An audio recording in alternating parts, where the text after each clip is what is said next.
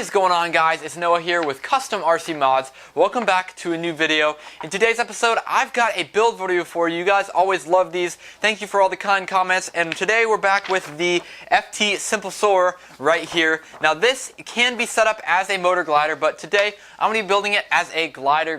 No motor, none of that. It's going to be a high start and towing machine, so it's gonna be an interesting area of the hobby that I haven't really explored that much. I built a few of these before, but had little success flying them. So we're going to try to get into this. Of course, I've got a lot of nice planes around here that can serve as tow planes, as well as some friends that can fly the tow planes. So it's going to be an interesting aspect of the hobby that I'm really excited to explore. Obviously, you also don't have the freedom just to power out once you get in a pickle when you're flying down. You have to take things into account like wind and where you have to land and where you're flying when you're building and flying the FT Simple Soarer. So yeah, it's going to be interesting. I'm really excited to get in the build, and it's also very economical to do so, and you'll see when I introduce my electronic setup here. Now the wing I'm going to be using today is the FT Explorer trainer wing. This is what I formerly used on my 3-channel FT Explorer, but now that I built the sport wing and I'm really loving that, I don't really have a use for this wing, so it's going to go back into the Simple Soarer. And coincidentally, these are actually the exact same wings between these two platforms, minus this little motor cutout that you see right here. So I'm going to backfill this in with foam, and then we're going to tape it up and do some rigidity modifications, but then we'll have a functional Simple Soarer wing, and I won't have to put in the time or the effort as well as the foam to build a whole nother wing. And this one is in really good shape structurally, as well as it could be in a little bit better shape cosmetically, but it has the point, and it already has my tape job done on it as well too. Anyway, of course, we've got my plans all printed out. I've just printed out the plans for the nose, fuselage, and horizontal and vertical stabilizers. And then my electronics here are pretty economical choices. These are my two most beat up SG90 servos right here from Tower Pro. Pretty basic equipment, but like I said, this one has a little bit of an electrical issue, so it twitches just a little bit. And then this one has a wiring issue and a slight gearing issue. You can see that it's kind of all over the place. So I'm going to investigate these two, but these are combined probably worth about like 50 cents for both of these since they're so beat up. And these servos are only worth like $1 or $2 new pop. But then my power unit is a 30 amp ESC from Ghoul RC.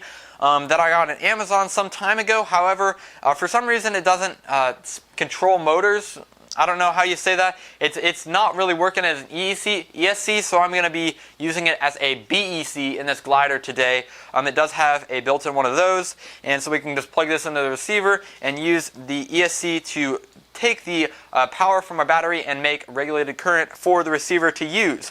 And speaking of my receiver, this is a standard AR6210 from Spectrum. However, this is the one that was on the FT Cub, and when I built the FT Simple Scout, I went ahead and upgraded my receiver to the Lemon RX 6-channel with satellite. So this one, which I've been having a bunch of problems and brownouts with, is going to go in this plane. Thankfully, since it's just a glider, I'm not really too worried about it. It's not going to be flying that far away from me, as well as there's obviously not going to be too much that can go wrong in terms of like motor and it flying away with this glider. So I'm thinking this is a pretty good scenario to use this beat up receiver with. Now for the time being, I'm using just a 1300 milliamp hour to 2 battery, pretty much the standard battery that I use on this channel the most. However, formerly I did use 2 cell batteries with this same setup, but I actually had all those go flat on me, so I'm going to go ahead and get some really small, like 500 milliamp hour 2 or 3 cell batteries to go ahead and plug into my receiver, just so I have enough to power the servos. And yeah, that's pretty much it for my electronic setup. So let's go ahead and just get straight into the build. Shouldn't take that long, of course. We're just building the fuselage and the nose and those other little components, and that's going to be pretty much it. So yeah, let's go ahead and head up to the time lapse.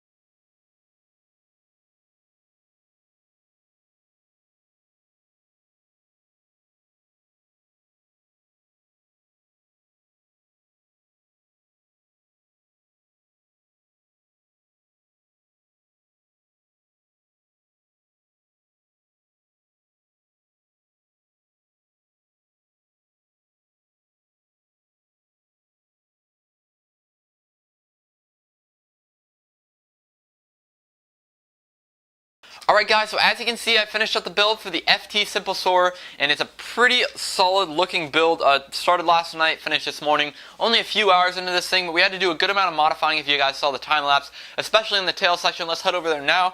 You can see my tail servos are a little bit different than the typical Simple Soarer that has them in-mounted into the fuselage up here at the wing.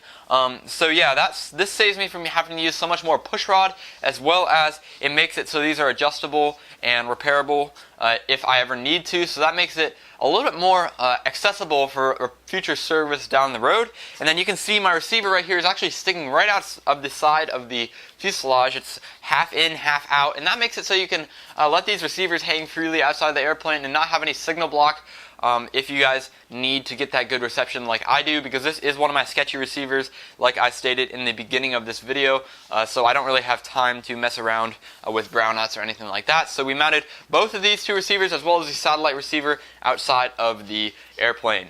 And yeah, we have a little hatch right here that I made so that I can get into my plugs if I ever need to, once again, as well as you can see that I didn't backfill in the foam for the wing right here. I literally just put a plate on top of the fuselage and mounted my satellite to it, and that will help lock the wing in place so it can't rotate it easily, as well as I just put some popsicle sticks right here that will hold the rubber bands together, and it should be a durable fix for the long term, so I'm excited for how that goes.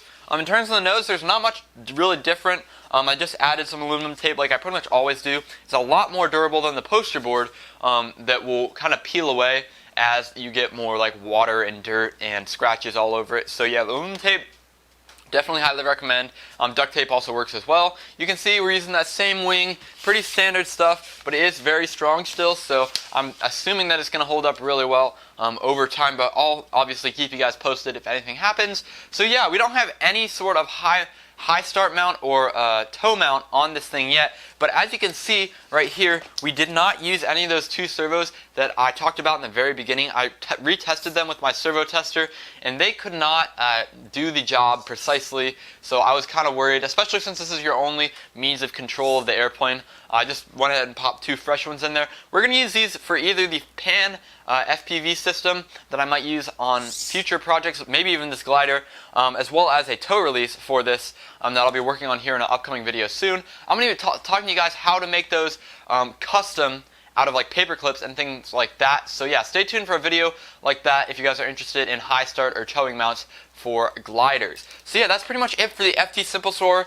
I'm going to be releasing a maiden video here pretty soon, and I'm just going to be chucking it around and see what happens with it, but I'm pretty excited for that. So yeah, thank you guys so much for watching. Hope you guys enjoyed the video, and I'll catch you guys in the next one.